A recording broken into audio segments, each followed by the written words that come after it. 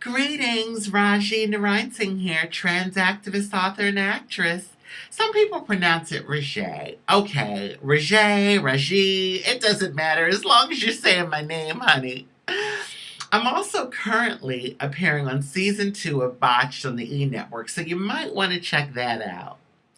I would like to give a big shout out to South Florida's one and only DJ personality extraordinaire, Rick Party from Hot 105 FM.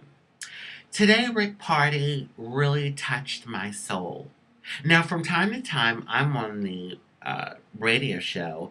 Usually it's giving my opinion about some transgender issue. Today I was listening like I do many afternoons, and that one of the topics happened to be on Caitlyn Jenner and the LGBT community.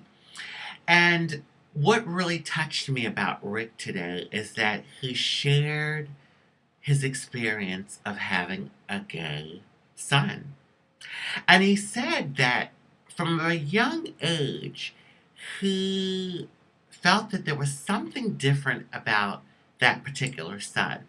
He seemed to be a little softer, and there were things that he was keying in on. He didn't speak it, but he was thinking that, maybe his son might be gay.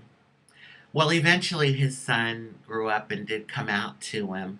And this is after trying to date women and I guess you could say conform to heterosexual society. Just couldn't do it. He had to be who he is. And he came out of the closet, like we say, and told his dad. But the thing that really was so funny and about this whole thing, Rick said that when his son told him that he was gay, he says to him, "I'm glad that you came out to me, and actually I've kind of already always known that you were gay." So that was kind of funny, and I think for a lot of our LGBT parents, they see it in us before we even know what it is. That they can and they know that we're gay or there's something different there. For me, my parents, it was hard. I mean, I think for most LGBT people, one of the hardest things is coming out to your parents.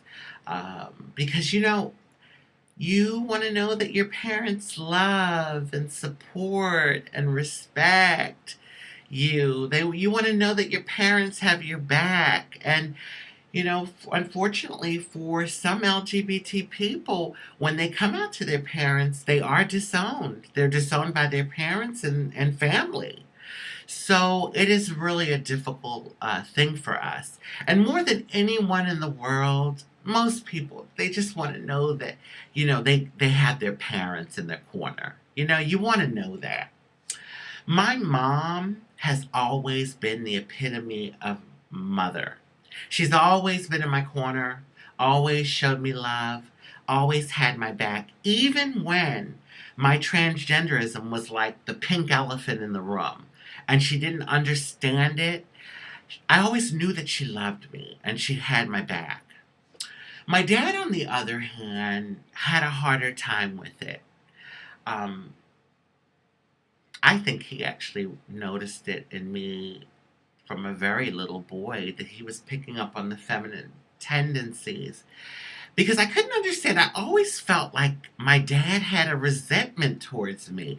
And I couldn't understand. It was like there was a period in time where I couldn't do anything right. I didn't eat right, talk right, walk right, breathe right for my dad. I just could not please this man. And he was so hard on me.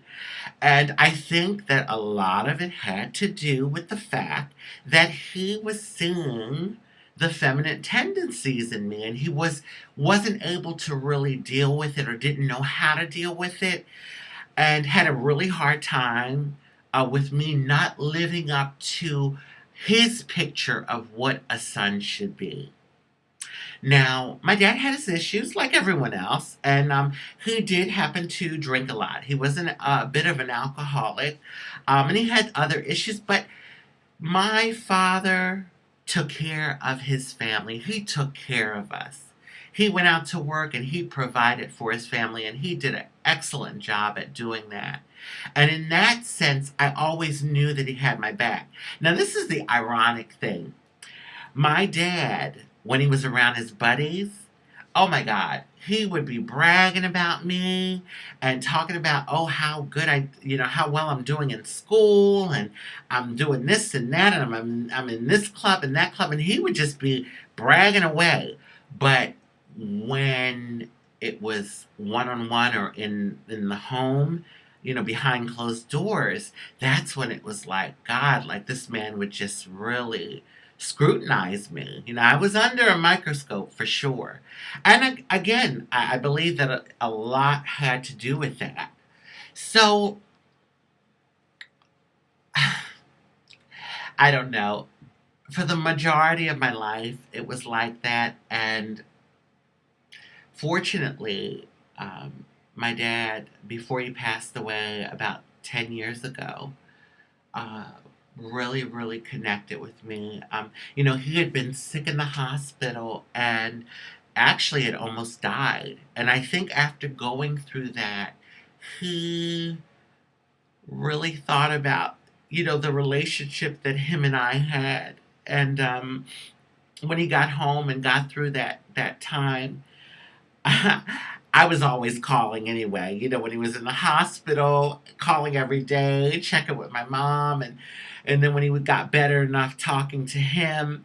And so when he got home, I would call. I'd always call in and check in with my parents, and I could hear him in the background asking my mom if it was me and wanting to get on the phone and talk to me.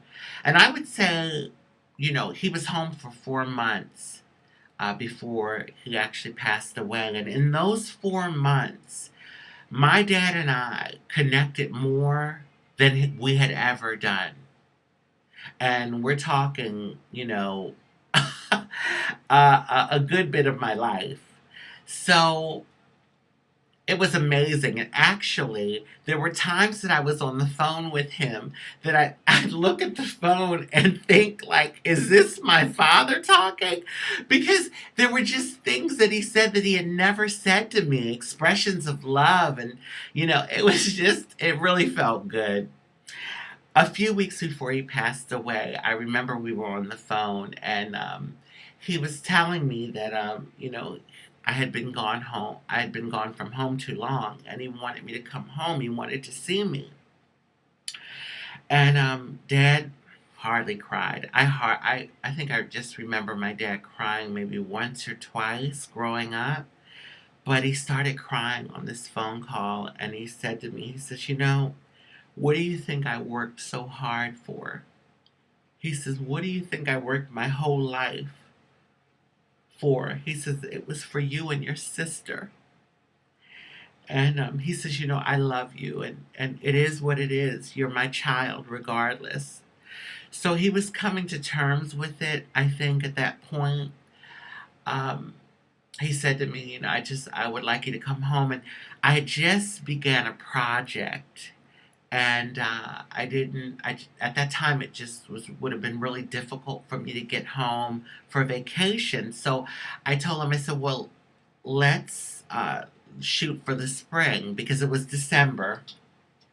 And I figured by springtime, maybe I'd be able to have the time to get home.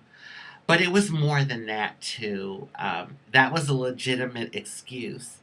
But I think I had the fear that my dad wouldn't be able to handle seeing me.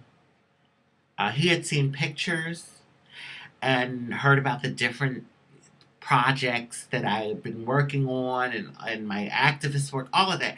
He had seen all of that. But, it's one thing looking at pictures, and it's another thing seeing a person in front of you. And he said to me, and this is when I really kind of knew that he might not be ready to see me in person, because he said, I accept what you are. You are what you are. You're my child, and I love you. He says, but when you come home, just dress like a boy.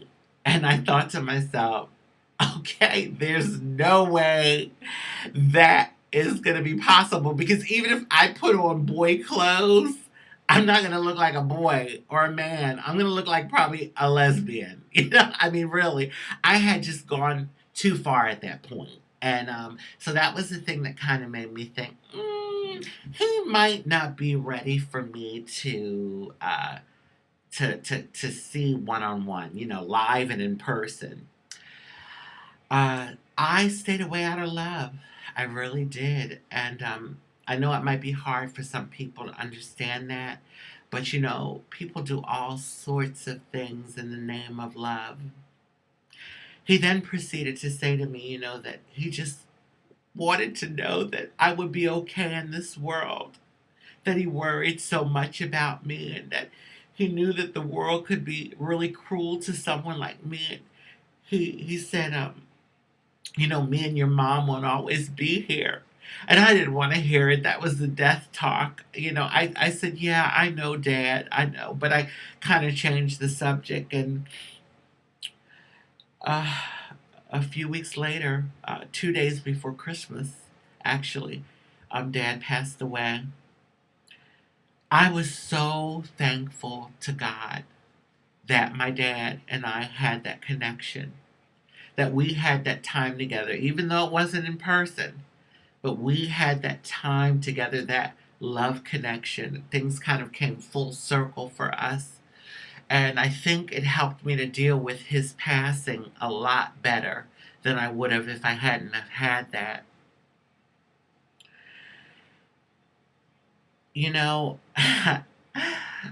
When it comes to men, I think it's a lot harder for men to accept uh, an LGBT child, and especially a gay or transgender son. I think it's really difficult. A lot of it has to do with that macho thing, and that's my son, that kind of thing, and so I think that can be a really difficult thing for a lot of men. And people say, well, they're a man, and you have to understand a man will be a man, and I understand that to an extent. But actually, I think a real man is a man that can be a father to their child. A father to their child. And what I mean by that will love and support their child and be in their child's corner, even if they're gay or transgender. That's a real man. And Rick Party, I thank you. I thank you for sharing that story with the world. For sharing that story, because today I heard a real man on the radio. I heard a father who loves their son despite the fact that their son is gay. And that just touched my soul, Rick. That's what we LGBT people, that's what we need. We need the love and support of our parents more than anything. Thank you, Rick. Thank you for sharing that. Love, peace, and blessings, Rick. Love, peace, and blessings.